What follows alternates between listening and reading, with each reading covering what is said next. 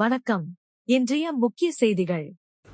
புதுவையில் குடிமைப்பொருள் வழங்கல் துறை புதிய ரேஷன் கார்டு பெறுவது உட்பட புதிய சேவைகளை ஆன்லைனில் விண்ணப்பிப்பதை அறிமுகம் செய்துள்ளது. குடிமைப்பொருள் வழங்கல் துறைக்கு வராமல் அருகே உள்ள ஆதார் மையத்தில் இதற்காக விண்ணப்பிக்கலாம். புதுவை அரசின் பல்வேறு துறைகளில் பொதுமக்கள் பயனாளிகள் தங்கள் விண்ணப்பங்களை ஆன்லைன் மற்றும் பொது சேவைகள் மூலமாக பதிவு செய்ய அரசாணை வெளியிட்டுள்ளது. இதன் மூலமாக பல்வேறு துறைகளில் நேரடியாக சென்று வரிசையில் காத்திருந்து விண்ணப்பம் செய்ய வேண்டிய கட்டாயம் இல்லை. தாங்கள் வீட்டு அருகே உள்ள பொது சேவை மையம், இன்டர்நெட் மையங்களில் பதிவு செய்து கொள்ளலாம். விண்ணப்பங்களின் நிலை SMS மூலமாக மொபைலில் குறுஞ்செய்தி அனுப்பப்படும். குறிப்பாக வேளாண் துறை, போக்குவரத்து துறை, மீன்வளத்துறை, உள்ளாட்சி நிர்வாகம், கல்வித்துறை, சமூக நலத்துறை, பெண்கள் மற்றும் குழந்தைகள் நலத்துறை, மின்துறை என பல துறைகளில் பல சேவைகள் ஆன்லைனில் உள்ளன. இந்த வரிசையில் குடிமைப்பொருள் வழங்கல் துறையில் பல சேவைகள் புதிதாக அறிமுகமாகியுள்ளது. குடிமைப்பொருள் வழங்கல் துறைக்கு வராமல் விண்ணப்பிக்கலாம். குறிப்பாக புதிய ரேஷன் அட்டை விண்ணப்பிப்பது, ரேஷன் அட்டையை பிரித்தல், ரேஷன் அட்டை மாற்றம், குடும்ப உறுப்பினர்கள் சேர்த்தல், நீக்குதல் ஆகிய வசதிகள் குடிமைப்பொருள் வழங்கல் துறை இணையதளத்தில் அறிமுகமாகியுள்ளது. இந்திய கூட்டணி கட்சிகளை கண்டித்து மாவட்டத்தின் 5 தொகுதிகளிலும் பாஜக மகளிரணி சார்பில் மாபெரும் கண்டன பேரணி நடைபெற்றது. மகளிர் 33% இடஒதுக்கீட்டிற்கு எதிராக வாக்களித்த திமுக, காங்கிரஸ், கம்யூனிஸ்ட் உள்ளிட்ட இந்திய கூட்டணி கட்சிகளை கண்டித்து திருநள்ளாறு, காரைக்கால் மாவட்டத்தில் உள்ள 5 தொகுதிகளிலும் பாஜக மகளிரணி சார்பில் மாபெரும் கண்டன பேரணி நடைபெற்றது. மாவட்ட தலைவர் முருகதாஸ், மாநில செய்தி தொடர்பாளர் அருள்முருகன், மாவட்ட OBC அணி தலைவர் கோவிந்தராஜ், மாநில மகளிரணி தலைவி தாமரை செல்வி, மாவட்ட தொகுதி மகளிரணி நிர்வாகிகள் மற்றும் திரளான மகளிரணி தொண்டர்கள் கலந்து கொண்டனர். காரைக்காலில் புகழ்பெற்ற அம்பகரத்தூர் ஸ்ரீ பத்ரகாளியம்மன் ஆலய மகா கும்பாபிஷேக விழாவில் ஆயிரக்கணக்கான பக்தர்கள் கலந்து கொண்டு சுவாமி தரிசனம் செய்தனர். காரைக்கால் மாவட்டம் திருநள்ளாறு தொகுதிக்குட்பட்ட அம்பகரத்தூர் பகுதியில் புகழ்பெற்ற ஸ்ரீ பத்ரகாளியம்மன் ஆலயம் அமைந்துள்ளது. கடந்த 26ஆம் தேதி விக்னேஸ்வரா பூஜையுடன் கும்பாபிஷேக விழா தொடங்கியது. அதனைத் தொடர்ந்து கும்பாபிஷேக நாளான இன்று 6வது யாகசாலை பூஜைகள் நடைபெற்று மகா தீபாரதனை காண்பிக்கப்பட்டு புனித நீர் அடங்கிய கலசங்களை சிவாச்சாரியர்கள் சுமந்து மங்கள வாத்தியங்கள் முழங்க ஆலயத்தினை வலம் வந்து புனித நீரை கலசத்தின் மேல் ஊற்றி மகா கும்பாபிஷேகம் நடைபெற்றது. மூலவரான ஸ்ரீ பத்ரகாளியம்மனுக்கு மகா அபிஷேகம் நடைபெற்றது. தொடர்ந்து மகா தீபாரதனை காண்பிக்கப்பட்டது. கும்பாபிஷேக விழாவில் காரைக்கால், திருநள்ளாறு, அம்பகரத்தூர் மற்றும் அண்டை மாவட்டங்களான திருவாவூர், நாகப்பட்டினம், மயிலாடுதுறை உள்ளிட்ட பல்வேறு பகுதிகளிலிருந்து ஆயிரக்கணக்கான பக்தர்கள் கலந்து கொண்டு சுவாமி தரிசனம் செய்தனர். புதுச்சேரியை உலுக்கிய சிறுமி கொலை வழக்கில் கருணாஸ் குற்றவாளி என போக்சோ நீதிமன்றம் அறிவித்தது. வரும் மே 5ஆம் தேதி தண்டனை அறிவிக்கப்படுகிறது. முத்தியல்பேட்டை சோலை நகரை சார்ந்த 5ஆம் வகுப்பு படித்த 9 வயது சிறுமி கடந்த 2024ஆம் ஆண்டு மார்ச் 2ஆம் தேதி வீட்டின் அருகே விளையாடிக் கொண்டிருந்தார். அப்போது திடீரென மாயமானார். 2 நாட்களுக்கு பின்பு அருகே உள்ள வாய்க்காலில் கை கால்கள் கட்டப்பட்டு போர்வையால் சுற்றப்பட்ட நிலையில் பிணமாக மீட்கப்பட்டார். இந்த சம்பவம் புதுச்சேரியை உலுக்கியது. முத்தியல்பேட்டை போலீசார் வழக்கு பதிவு செய்து அதே பகுதியை சார்ந்த கருணாஸ், விவேகானந்தன் ஆகியோரை போக்சோ வழக்கில் கைது செய்தனர். இவ்வழக்கு தொடர்பாக 540 பக்க குற்றப்பத்திரிகையை போலீசார் தாக்கல் செய்தனர். இதில் சிறையில் அடைக்கப்பட்டிருந்த விவேகானந்தன் கடந்த 2024 செப்டம்பரில் கழிவறையில் தூக்கு போட்டு தற்கொலை செய்து கொண்டார். தொடர்ந்து வழக்கு போக்சோ விரைவு நீதிமன்றத்தில் நீதிபதி சுமதி முன்பாக நடைபெற்றது. விசாரணை முடிந்த நிலையில் இன்று இந்த வழக்கில் தீர்ப்பு வழங்கப்படும் என்று அறிவிக்கப்பட்டிருந்தது. இந்நிலையில் நீதிபதி சுமதி குற்றம் சாட்டப்பட்ட கருணாஸை குற்றவாளி என அறிவித்தார். வரும் மே 5ஆம் தேதி இருதரப்பு வாதத்திற்கு பிறகு தண்டனை விவரத்தை அறிவிப்பதாக தெரிவித்தார். இவ்வழக்கில் மரண தண்டனைக்கான குற்றங்களுக்கான பிரிவுகள் இருக்கிறது. அரிதினும் அரிதான வழக்கு என உச்சநீதிமன்ற வழிகாட்டுதலின்படி அரசு தரப்பு, எதிர்த்தரப்பு விவாதங்களுக்கு பிறகு தண்டனை விவரம் தெரிவிப்பார்கள் என்று அரசு வழக்கறிஞர் பச்சையப்பன் தெரிவித்துள்ளார்.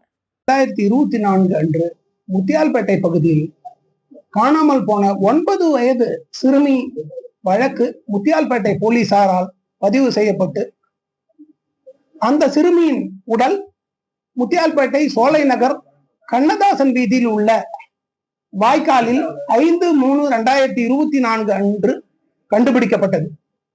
அந்த வழக்கில் 2 குற்றவாளிகள் A1 காக்கா என்கின்ற கருணாஸ் என்கின்ற கருணாஸ் மற்றும் A2 விவேகானந்தன் என்கின்ற ஹரி கிருஷ்ணன், இந்த 2 குற்றவாளிகளை நாம் 6/3/2024 அன்று போலீசார் கைது செய்தனர். 7/3/2024 அன்று அவர்கள் நீதிமன்ற காவலுக்கு அனுப்பி வைக்கப்பட்டனர். நீதிமன்ற காவலுக்கு அன்று அனுப்பி வைக்கப்பட்டனர். அவர்கள் தாமாக முன்வந்து கூறிய ஒப்புதல் வாக்குமூலத்தின் அடிப்படையிலும் சந்தர்ப்ப சாட்சியங்களின் அடிப்படையிலும் அரசு தரப்பு போலீசார் 5/2/2024 அன்று, அதாவது குற்றம் நடந்த 60 நாட்களில் 2 குற்றவாளிகள் மீதும் இறுதி அறிக்கை தாக்கல் செய்தனர். அந்த இறுதி அறிக்கை புதுவை போக்சோ வழக்குக்கான விரைவு நீதிமன்றத்தால் எடுத்துக்கொள்ளப்பட்டு விசாரணைக்கு முந்தைய வழக்கு விவரங்கள் அனைத்தும் 11ஆம் மாதம் 2024 அன்று முடிக்கப்பட்டு வழக்கு சாட்சியங்களின் விசாரணை 24/11/2024 இருந்து தொடங்கப்பட்டு இன்றைய தேதியில் அதற்கு தீர்ப்பளிக்கப்பட்டது. இதற்கு இடையே கடந்த 16/9/2024 அன்று இந்த வழக்கின் 2வது குற்றவாளி விவேகானந்தன் என்கின்ற ஹரிகிருஷ்ணன் புதுவை காலாப்பட்டு மத்திய சிறையில் தூக்கிட்டு தற்கொலை செய்து கொண்டார். அதன் பேரில் அவர் மீதும் இருந்த குற்றங்கள் விளக்கப்பட்டு A1 காக்கா என்கின்ற கருணாஸ் மீது குற்றங்கள் விசாரணை தொடங்கப்பட்டு இன்றைய தேதியில் காக்கா என்கின்ற கருணாஸ் குற்றவாளி என்று இந்த நீதிமன்றம் மூலம் தீர்ப்பளிக்கப்பட்டுள்ளது. தீர்ப்பின் விவரம் என்னவென்றால், காக்கா என்ற கருணாஸ் 366 குழந்தை கடத்தல் பிரிவிலும் 342 ஈத்தாசா குழந்தையை கெட்ட நோக்கத்திற்காக அடைத்து வைத்தல் என்ற பிரிவிலும் 302 மரணம் கொலை குற்றத்துக்கான தண்டனைக்காகவும் 201 ஆதாரங்களை சாட்சியங்களை அழித்து மறைத்து வைத்தல் காரணமாகவும் உடனிணைந்த 34 காமன் இன்டென்ஷன் காரணமாகவும் அவர் குற்றவாளி என்று அறிவிக்கப்பட்டிருக்கிறார். மேலும் போக்சோ வழக்கில் செக்ஷன் 6 கீழ் அவர் குற்றவாளி என்று அறிவிக்கப்பட்டிருக்கிறார். அதில் 3 கவுண்ட்களில் அவர் குற்றவாளி என்று கோர்ட் முடிவு செய்துள்ளது. 5G கேங்ரேப் கூட்டு பாலியல் பலாத்காரத்தின் குற்றத்தின் அடிப்படையிலும் 5J4 பாலியல் பலாத்காரம் மூலம் ஒரு குழந்தைக்கு மரணத்தை ஏற்படுத்துதல் என்ற பிரிவின் மூலமும் 5M 12 வயதுக்கு உண்டான குழந்தைக்கு பாலியல் பலாத்காரத்தை ஏற்படுத்துதல் என்ற 3 பிரிவின் கீழையும் அவர் குற்றவாளி என்று நிரூபணமாகியுள்ளது. இந்த மேற்கண்ட குற்றச்சாட்டுகளில் 4 பிரிவுகள், அதாவது போக்சோவில் கண்டுள்ள 3 பிரிவுகள் மற்றும் கொலைக்கான குற்றச்சாட்டு 302 ஈட்டாசா, இந்த 4 பிரிவுகளிலும் மரண தண்டனைக்கு தகுதியான குற்றவாளி அவர் என்று அரசு தரப்பு தன்னுடைய வாதங்களை கடந்த 15/4/2026 அன்று ஒரு நாள் முழுக்க வைத்தது. மறுநாள் எதிர் தரப்பு வாதம் ஏற்றுக்கொள்ளப்பட்டது. 17/4/2026 அன்று இந்த வழக்கு ரிட்டன் ஆர்கியூமெண்ட் நம்ம சைடுல இருந்து போட்டோம். அதன் அடிப்படையில இந்த தீர்ப்பு வந்திருக்குது. இப்போது தீர்ப்போட தண்டனை விவரத்துக்கு முன்னாடி இந்த மாதிரி சென்டென்சிங்ல கட்டாயமான ஆர்கியூமெண்ட் உண்டு. அதாவது தண்டனை விவரத்துக்கான ஆர்கியூமெண்ட். அந்த ஆர்கியூமெண்ட்டுக்காக வர்ற 5/5/2026 அன்று இந்த நீதிமன்றம் இந்த வழக்கை தள்ளி வச்சிருக்கிறாங்க. அந்த வாதங்கள் முடிந்த பின்பு அவர் மீது தண்டனை விவரங்கள் இந்த கோர்ட்டால அறிவிக்கப்படும். நாம எதிர்பார்க்கறது மரண தண்டனை மட்டுமே. இது அரிதினும் அரிதான குற்றம், ரேரஸ்ட் ஆஃப் ரேர் கேஸ். அதாவது கேங் ரேப், மர்டர். 9 வயது குழந்தை SC/ST பிரிவை சேர்ந்தவர். இதன் காரணங்கள் மட்டும் இல்லாமல் மிகுதியான காரணங்களையும் நம்ம வாதங்கள் வைக்கிறோம். அதனால இந்த வழக்க அரிதிலும் அரிதான வழக்கா கோர்ட்டு எடுத்துக்கிட்டு ரேரஸ்ட் ஆஃப் ரேர் கேஸ்ல மட்டும்தான் டெத் பெனால்டி கொடுக்கறாங்க. இந்த வழக்குக்கு மரண தண்டனை வழங்கணும்ட்டு அரசு தரப்பு உறுதியா இருக்குது. இந்த வழக்கின் விசாரணையில் எல்லா தரப்பான அறிவியல் பூர்வமான ஆதாரங்கள் மற்றும் சந்தர்ப்ப சாட்சியங்கள் அனைத்து சாட்சியங்களும் புதுவை போலீசாரால் மிக சிறந்த முறையில் விசாரணை செய்யப்பட்டு இந்த வழக்கு ஒரு மாதிரி வழக்காக கூட நாம எடுத்துக்கலாம். அதாவது முன்கள விசாரணைக்கு எந்த அளவு ஒரு சிறப்பான வழக்கா இது இருக்கும்ட்டு தீர்ப்புல எதிரொலிக்கும்ட்டு நாங்க ரொம்ப ஆர்வத்தோடு இருக்கிறோம். நெட்டப்பாக்கம் பண்டசோழநல்லூர் அருகே இரத்த காயங்களுடன் லாரி டிரைவர் மர்மமான முறையில் இறந்து கிடந்தார். அவர் அடித்து கொலை செய்யப்பட்டாரா என்று போலீசார் விசாரணை மேற்கொண்டு வருகின்றனர். சேலம் மாவட்டம் ஆத்தூர் பகுதியை சார்ந்தவர் செல்வம், வயது 37, லாரி டிரைவர். இவருக்கு திருமணமாகி மனைவி, ஒரு குழந்தை உள்ளது. இவர் கடந்த 26ஆம் தேதி புதுச்சேரி மாநிலம் பண்டசோழநல்லூர் பகுதியில் இயங்கி வரும் தனியார் பெயிண்ட் கம்பெனிக்கு லாரியில் மூலப்பொருட்கள் ஏற்றி வந்துள்ளார். லாரியை கம்பெனியில் நிறுத்திவிட்டு நேற்றிரவு மது அருந்திவிட்டு கம்பெனிக்கு சென்றுள்ளார். அப்போது கம்பெனி செக்யூரிட்டி மது குடித்துவிட்டு கம்பெனிக்குள் வரக்கூடாது என்று வெளியே அனுப்பியுள்ளார். வெளியே வந்த செல்வம் மது போதையில் அவ்வழியாக சென்றவர்களை ஆபாசமாக பேசிக் கொண்டிருந்துள்ளார். இந்நிலையில் அருகே இருந்த குளத்தில் செல்வம் மர்மமான முறையில் பிணமாக மிதந்து கிடந்தார். அப்போது அவ்வழியாக சென்ற பொதுமக்கள் நெட்டப்பாக்கம் போலீசாருக்கு தகவல் தெரிவித்தனர். Inspector Keerthivarman, sub inspector Veerabhadran மற்றும் போலீசார் உடலை மீட்டு பிரேத பரிசோதனைக்காக கதிர்காமம் அரசு மருத்துவமனைக்கு அனுப்பி வைத்தனர். மேலும் இருந்த செல்வத்தின் முகம், தாடை, கை உள்ளிட்ட பல்வேறு பகுதிகளில் இரத்த காயங்கள் இருந்ததால் கைரேகை நிபுணர்கள் வரவழைக்கப்பட்டு கைரேகைகள் எடுக்கப்பட்டது. செல்வம் இரத்த காயத்துடன் இறந்து கிடந்ததால் அவரை யாரேனும் அடித்து கொலை செய்து குளத்தில் வீசினார்களா அல்லது மது போதையில் தானாகவே விழுந்து இறந்தாரா என்ற கோணத்தில் விசாரித்து வருகின்றனர்.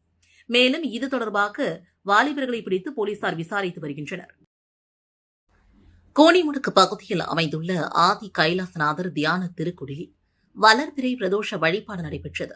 புதுச்சேரி அடுத்த தமிழக பகுதியான வழுதாவூர் சேரநகர் பகுதியில் எழுந்தருளிருக்கும் ஆதி கைலாசநாதர் தியான திருக்குடிலில் மாலை வளர்பிறை பிரதோஷ வழிபாடு நடைபெற்றது. முன்னதாக சுவாமிக்கு பால், தயிர், இளநீர், சந்தனம், விபூதி, பஞ்சாமிர்தம், பன்னீர் உள்ளிட்ட பல்வேறு திரவியங்களால் அபிஷேகம் செய்யப்பட்டது. தொடர்ந்து உலக நன்மை வேண்டி நடைபெற்ற கூட்டு வழிபாட்டில் திரளான பக்தர்கள் கலந்து கொண்டனர். இதனைத் தொடர்ந்து சுவாமிக்கு பூஜைகள் செய்யப்பட்டு மகா தீபாரதனை காண்பிக்கப்பட்டது. இதில் பக்தர்கள் திரளானோர் கலந்து கொண்டு சுவாமி தரிசனம் செய்தனர். புதுச்சேரியில் வாலிபரை கட்டி வைத்து கொடூரமாக தாக்கிய சம்பவத்தில் 3 பேரை கைது செய்த போலீசார் மேலும் ஒருவரை தேடி வருகின்றனர். திருக்குனூர் ஐஸ்வர்யா நகரை சார்ந்த சஞ்சய், வயது 21, தண்ணீர் கேன் விநியோகம் செய்யும் வேலை செய்து வருகிறார். அவர் தனது நண்பர் இளங்கோவுடன் திருக்குனூர் சிவன் கோவில் எதிரே உள்ள மைதானத்தில் செல்போனில் விளையாடிக் கொண்டிருந்தார். அப்போது இருவருக்கும் இடையே வாய் தகராறு ஏற்பட்டதாக கூறப்படுகிறது. இதனையடுத்து இளங்கோ தனது நண்பர்களை அழைத்துள்ளார். சம்பவத்திற்கு வந்த பால்ராஜ், கிருஷ்ணா மற்றும் புகழேந்தி ஆகியோர் சஞ்சயை பைக்கில் ஏற்றி வாதானூர் ஏரிக்கரைக்கு கொண்டு சென்று கைகளை கட்டி கத்தி மற்றும் கைகளால் தாக்கியதாக கூறப்படுகிறது. மேலும் இரவு முழுவதும் அவரை முட்டி போட வைத்து அடித்துள்ளனர். பின்னர் அதிகாலை சஞ்சயை மண்ணாடிப்பட்டில் இறக்கி சம்பவத்தை வெளியே கூறினால் கொலை செய்து விடுவதாக மிரட்டிவிட்டு தப்பி சென்றுள்ளனர். காயமடைந்த சஞ்சய் மருத்துவமனையில் சிகிச்சை பெற்று திருக்குனூர் காவல் நிலையத்தில் புகார் அளித்தார். இதன் அடிப்படையில் போலீசார் வழக்கு பதிவு செய்து இளங்கோ, புகழேந்தி மற்றும் பால்ராஜ் ஆகிய 3 பேரை கைது செய்து நீதிமன்றத்தில் ஆஜர்படுத்தி காலாப்பட்டு சிறையில் அடைத்தனர். தலைமறைவாக உள்ள மற்றொரு நபரை போலீசார் தீவிரமாக தேடி வருகின்றனர். புதுச்சேரியில் தேர்தலுக்கு பிந்தைய கருத்து கணிப்பில் மீண்டும் என்டிஏ கூட்டணி ஆட்சி அமைக்கும் என்று தகவல்கள் வெளியாகியுள்ளன. புதுச்சேரி யூனியன் பிரதேசத்தில் உள்ள 30 சட்டமன்ற தொகுதிகளுக்கான தேர்தல் ஏப்ரல் 9 அன்று ஒரே கட்டமாக நடைபெற்றது. இத்தேர்தலில் 81.66% வாக்குகள் பதிவாகியுள்ளன. புதுச்சேரியில் வழக்கமாக நிலவும் இருமுனை போட்டியை தாண்டி இம்முறை பலமுனை போட்டி நிலவியது. முதலமைச்சர் NR ரங்கசாமி தலைமையிலான NR காங்கிரஸ் மற்றும் பாஜக கூட்டணியும், திமுக, காங்கிரஸ் இடம்பெற்றுள்ள இந்திய கூட்டணியும், வழக்கம் போல நாம் தமிழர் தனித்தும் புதிதாக விஜயின் தாவேகாவும் களம் கண்டுள்ளன. இந்நிலையில் தேர்தலுக்கு பிந்தைய கருத்து கணிப்பு முடிவுகள் வெளியாகியுள்ளன. அதன்படி பெரும்பாலான கருத்து கணிப்புகள் தற்போது ஆட்சியில் இருக்கும் என்ஆர் காங்கிரஸ் இடம்பெற்றுள்ள கூட்டணியே மீண்டும் ஆட்சிக்கு வரும் என்றும் தெரிவித்துள்ளது. புதுச்சேரியை அடுத்த பிரம்பை கிராமத்தில் ஸ்ரீதேவி பூமாதேவி சமேத ஸ்ரீ வரதராஜ பெருமாளுக்கு திருக்கல்யாணம் சிறப்பாக நடைபெற்றது. விழுப்புரம் மாவட்டம் வானூர் வட்டம் பெரம்பை கிராமத்தில் எழுந்தருளியுள்ள அருள்மிகு ஸ்ரீ லட்சுமி நாராயண பெருமாள், ஸ்ரீபெருந்தேவி தாயார், ஸ்ரீதேவி பூமாதேவி சமேத ஸ்ரீ வரதராஜ பெருமாள் திருக்கோவிலில் 12ஆம் ஆண்டு பிரதிஷ்டை வார்ஷிக கும்பாபிஷேகம் மிகுந்த ஆன்மீக விமர்சையாக நடைபெற்றது.